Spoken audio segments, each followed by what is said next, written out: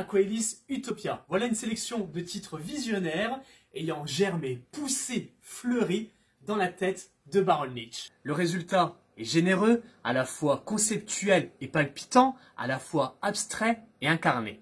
Il nous plonge dans un monde très vaste, diversité hallucinante de sons, de textures et de modulation de fréquences. Voilà l'Odyssée proposée par Baron Nietzsche. Il a accepté pour vous de répondre aux questions de Champ TV. Baron Nietzsche, merci d'être avec nous. Merci à toi, voilà. Ouais. Et ben alors, comment tu décrirais Baron Nietzsche? Alors Baron Nietzsche, c'est donc de ce que tu disais, de la musique instrumentale, axée essentiellement sur le rock progressif. Je pense notamment aussi au post-rock, avec une certaine énergie punk, on va pas le nier quand même. Ouais. Et le principe, effectivement, c'est que sur scène, j'interprète des compositions à la guitare avec des projections vidéo propres à chaque composition que je joue. Tu collabores avec d'autres artistes pour cet univers? Ça m'est déjà arrivé pour des clips, effectivement, pas pour l'album que je sors aujourd'hui. Pour celui-là, non, en général, les compositions, c'est moi qui les crée. Je fais tout simplement sur ordinateur, ce qu'on appelle la MAO, musique assistée par ordinateur. Je fais les arrangements, etc. Les guitares, c'est moi qui crée, ouais. Et tu sais très bien que c'est quelque chose de pas très commun. Comment les gens réagissent à ta musique? Beaucoup de surprises, d'étonnements, j'ai l'impression, ça interpelle parce que la vidéo en général capte le regard et les sujets abordés en général sont des compositions assez, on va dire, sérieuses, mais des choses assez loufoques ou décalées. J'aime bien avoir les deux univers. Donc ça, en général, ça crée la surprise, ouais. J'ai beaucoup de retours en fin de concert, aussi bien sur l'univers, mais aussi sur la façon dont les gens s'approprient les clips. Ça évoque toujours quelque chose chez eux, une émotion, quelque chose qu'ils ont vécu. Donc c'est assez intéressant d'avoir les deux retours. Ouais. C'est vrai que c'est une musique, vraiment, je vous invite à aller voir ces clips vidéo. Et puis la musique, elle est très captivante, elle est prenante. On retourne un petit peu aussi aux années 80 dans la texture. C'est ça, alors les instruments effectivement que j'utilise sont un peu inspirés des années 80, les boîtes à rythme, ce genre de choses. Tu disais au niveau des clips également, alors comme j'utilise des archives du web, c'est des documentaires anciens, donc il y a une certaine patine vidéo, on va dire. Et le fait que ça captive sur scène, je pense que c'est le côté cinématographique, puisque je diffuse sur grand écran. Ouais. Donc effectivement, il y a ce côté, je suis un peu dans la pénombre sur scène, il y a un côté un peu mystérieux.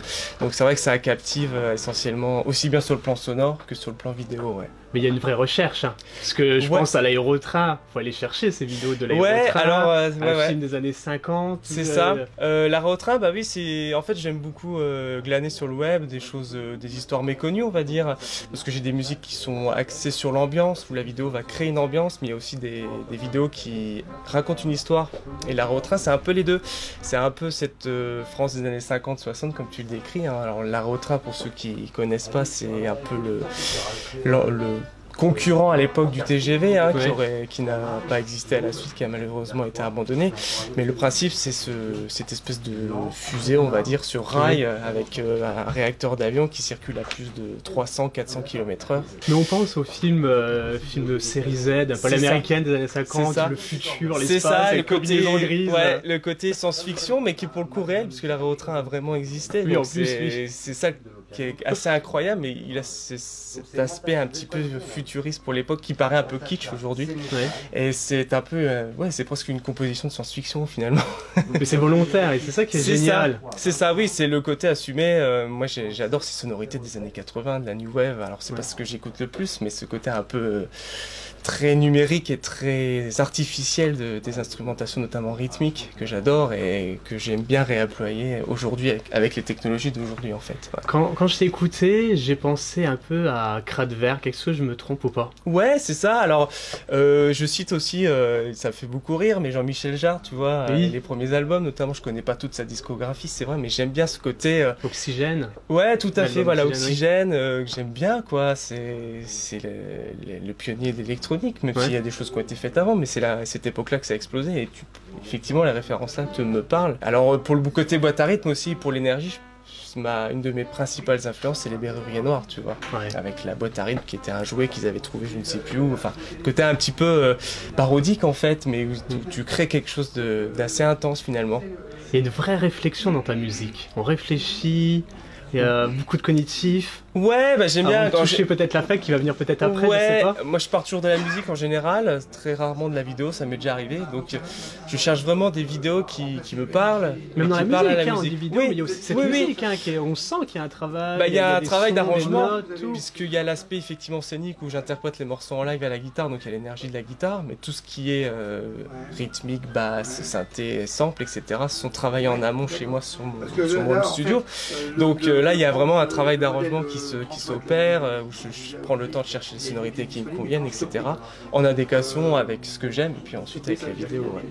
Alors ce que je propose, c'est on regarde quelques petits extraits, ouais, parce que vraiment ça vaut le coup, et écoutez bien vraiment ce travail de sonorité. Et on se retrouve juste après, j'ai deux questions super intéressantes.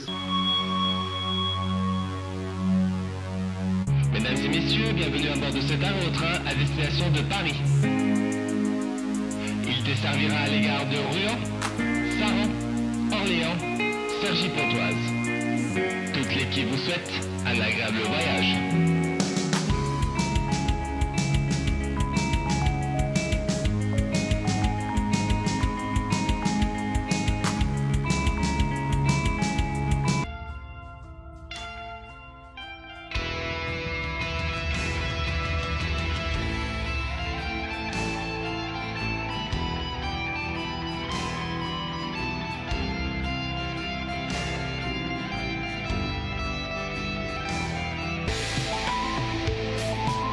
Le 21e siècle. Des quatre coins du globe, les titanesques ordinateurs dominent le monde. Opposés aux écrans, les hommes, fils du fax et du Minitel, s'engagent et luttent pour un combat éternel. Et ben voilà, j'espère que vous avez pu profiter. Faites partager, je pense, comme d'autres artistes et Baron Nietzsche, voilà, c'est même inscrit. Faites partager, faites écouter cette musique qu'on a rarement en plus ici en Champagne-Ardenne, et ça vaut le coup. Programmez-les aussi.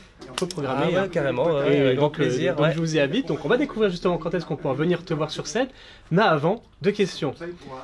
Comment on pourrait traduire Baron Nietzsche? J'ai eu du mal. Ah, je je crois que la c'est question allemand. existentielle. Ouais. Ouais, alors la sonorité allemande, en fait, c'est pour le côté un peu noble. Voilà, je voulais quelque chose qui un peu ronflant, mais toujours avec ce fameux décalage.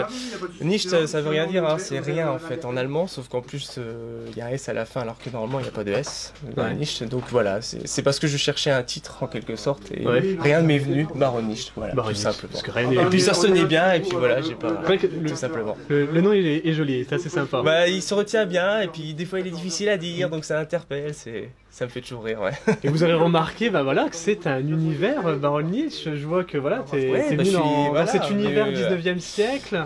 Mais tout à fait, oui, c'est le costume. Ouais, c'est ça. Je sais pas si je me trompe. Oui, il y a l'idée. Moi, j'aime bien ces costumes du 19e siècle, hein, le chapeau de forme, etc. Je voulais un personnage sur scène, pas forcément être sur scène sous les traits que je suis dans la vie de tous les jours. Je voulais un personnage, et puis un personnage que je puisse représenter sur scène, enfin sur les vidéos, pardon, puisque j'apparais aussi dans les clips. Donc je voulais voilà ce décalage un petit peu, la présence sur scène avec la présence sur les vidéos. Mais c'est vrai que donc tu veux vraiment offrir un vrai univers à ceux qui te suivent, à ton public. Tu citais effectivement les influences un peu, ce que disait années 70-80, les boîtes à rythme, etc. Mais j'utilise beaucoup aussi des instruments virtuels autour des orchestres, du violon, des instruments à cordes. Il y a quelque chose d'un petit peu, je dis pas de la musique classique, c'est fort, mais ce côté un petit peu... Voilà, le romantique de Debussy, ce genre de choses qui me parlent aussi. Ah oui, voilà.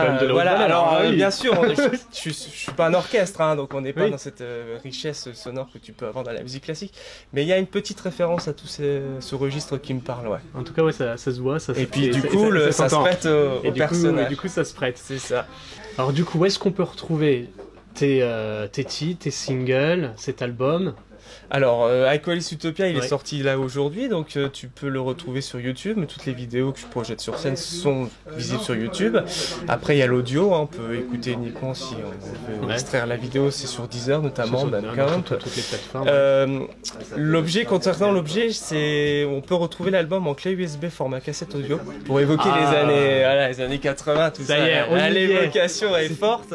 Ça, c'est génial. Sur le label Araki Records, qui est un label rémois de musique un peu expérimentale, comme tu disais, qui a bien voulu participer à l'aventure. C'est ma première signature sur un label, donc c'est une chouette aventure. Je vous invite très fortement à vous procurer Ouais. son album, parce que c'est une cassette, mais ça reste l'USB. Alors c'est de l'USB en fait, La c'est dommage, musique. j'ai pas ramené. Ah oui, c'est dommage, ouais, on aurait dû.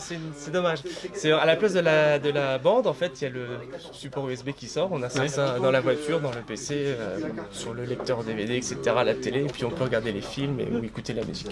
Mais elle a vraiment le format cassette. Elle a le format ressemble à une cassette, hein. elle est Véritablement, vendue, je l'ai vu en vendue photo. dans une cassette, dans un boîtier cassette, et c'est la Ouais. même taille, exactement la même Ça, taille. c'est un joli produit à avoir. Ouais. Juste pour ça, faut l'avoir. Oui, et puis c'est une clé USB, hein, de toute façon vous pouvez vous en servir faut pour acheter, ouais. plein d'usages, donc faut pas hésiter. Ouais. Exactement.